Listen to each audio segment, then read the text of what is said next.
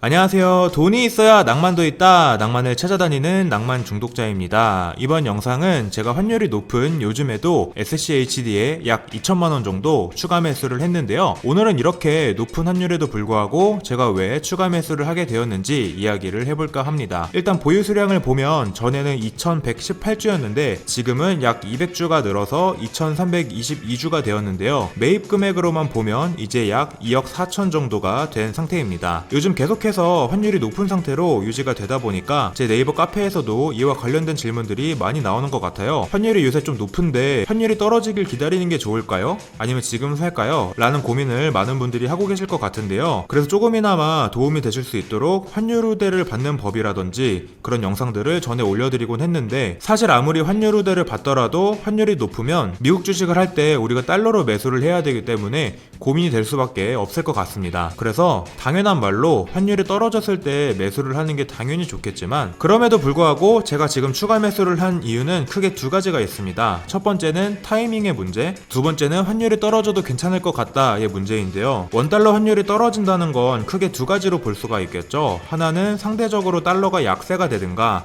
아니면 상대적으로 우리의 원화가 강세가 되든가, 둘 중 하나가 되겠습니다. 왜냐하면 원달러 환율이라는 것은 이 원화와 달러라는 두 개의 환의 상대적인 가치의 비율을 나타내는 거니까요. 근데 이 환의 가치, 환율에 영향을 미치는 요소가 너무나도 많기 때문에 아무도 이 타이밍을 예측할 수 없다는 점 하나를 이유로 들어볼 수가 있겠고, 그나마 이제 얘기할 수 있는 건 일반적으로 환율이 1200원대, 낮을 때는 1100원대에도 있기 때문에 1300원대인 지금보다는 언젠가는 낮아지겠거니 하는 생각은 많은 분들이 하고 있습니다. 저도 그렇고요. 그렇게 환율이 낮아지는 날이 오게 되면 아까도 말씀드렸던 것처럼 원화가 강세가 되든가 아니면 달러가 약세가 되든가 둘 중 하나가 될 텐데, 근데 원화가 강세가 돼서 라기보다는 달러가 약세가 돼서 환율이 떨어지게 되지 않을까 하는 생각을 저는 개인적으로 하고 있습니다. 그래서 환율로 손해보는 것보다 주식이 오르거나 배당이 올라서 이득 보는 게 더 크지 않을까 하는 생각이 들어서 그냥 추가 매수를 했다는 건데요.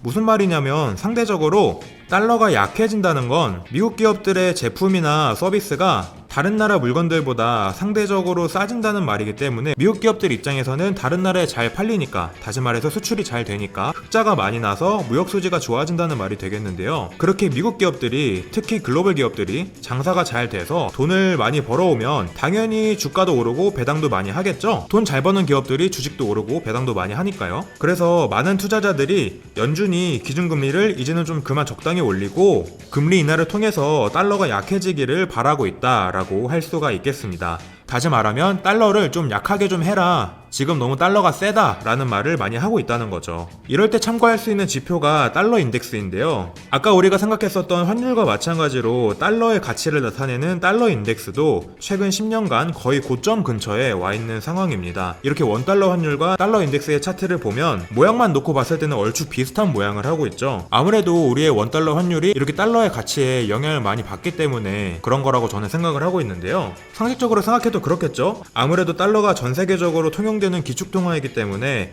원화가 달러한테 영향을 주는 건 되게 미미할 테고, 달러가 원화한테 영향을 미치는 게 훨씬 클 테니까요. 아마 원달러 환율이 높은데 달러 인덱스가 낮은 상태다? 그러면 저도 추가 매수를 하진 않았을 것 같아요. 그래서 중요한 포인트는 달러의 가치 상태라고 할 수가 있겠고, 이처럼 통화의 가치를 가장 많이 영향을 주는 게 이제 중앙은행의 기준금리라고 할 수 있을 텐데요. 우리나라의 중앙은행은 한국은행이고, 이 한국은행이 기준금리를 올리고 내릴 때 미국 연준의 기준금리 눈치를 많이 또 보겠습니다. 말 나온 김에 이제 우리나라와 미국의 기준금리를 함께 좀 살펴보면, 지금 2023년 9월 19일 기준으로 미국 기준금리는 지금 5.5고 우리나라 기준금리는 지금 3.5죠. 우리나라에 있는 투자금들이 밖으로 안 빠져나가려면 사실 우리나라 기준금리가 미국 기준금리보다는 낮아야 되는 게 정상인데, 지금은 일반적이지 않은 상황으로 미국의 기준금리가 더 높은 상황이 계속해서 유지가 되는 중입니다. 그렇기 때문에 상대적으로 달러의 힘이 원화의 힘보다는 세져 있는 상태이기 때문에 환율도 마찬가지로 고환율을 유지를 하고 있는 거죠. 그래서 상황이 이렇다 보니까 원달러 환율이 내려가려면 두 가지 시나리오를 생각해 볼 수 있을 것 같은데, 첫 번째는 아까도 말씀드린 것처럼 달러가 약해지는 것,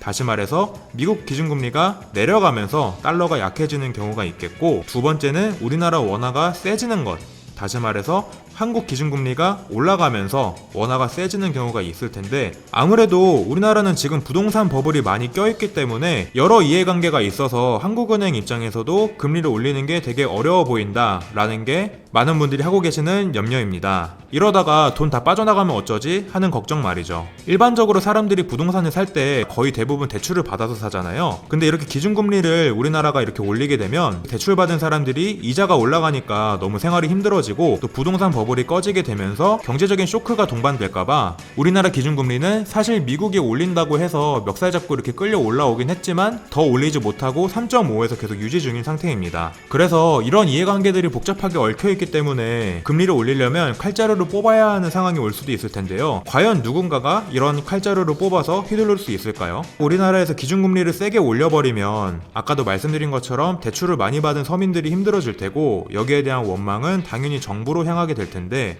만약에 대의가 우리나라 돈의 가치를 지키는 것이고 그 대의를 위해서 칼자루를 뽑아야 하는 상황이 오더라도 그게 정치적으로 표가 떨어지는 액션이라면 과연 그런 액션을 여야를 불문하고 우리나라 높은 아저씨들이 취할 수 있을지 의구심이 든다는 거죠. 슬픈 이야기지만 저는 그래서 환율이 떨어지려면 우리나라 원화가 강세가 되는 걸 기대하기보다는 그냥 미국 달러가 약세가 되는 걸 기대하는 게 더 낫지 않을까 하는 생각을 개인적으로 하고 있고, 미국 달러가 약세가 되려면 아무래도 미국 연준에서 기준금리 인상을 멈추거나 인하를 해야 되겠죠.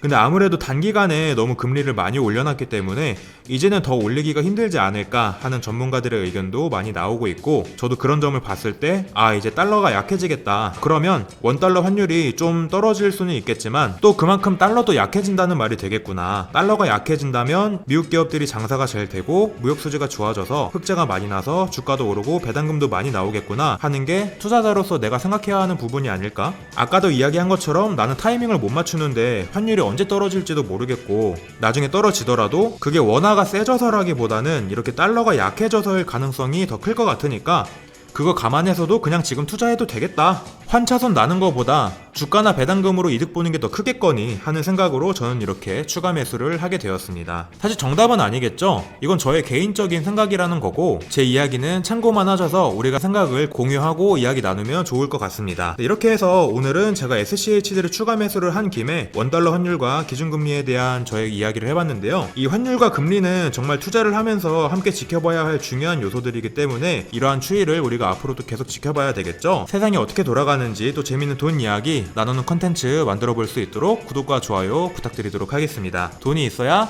낭만도 있다. 낭만 중독자였습니다. 감사합니다.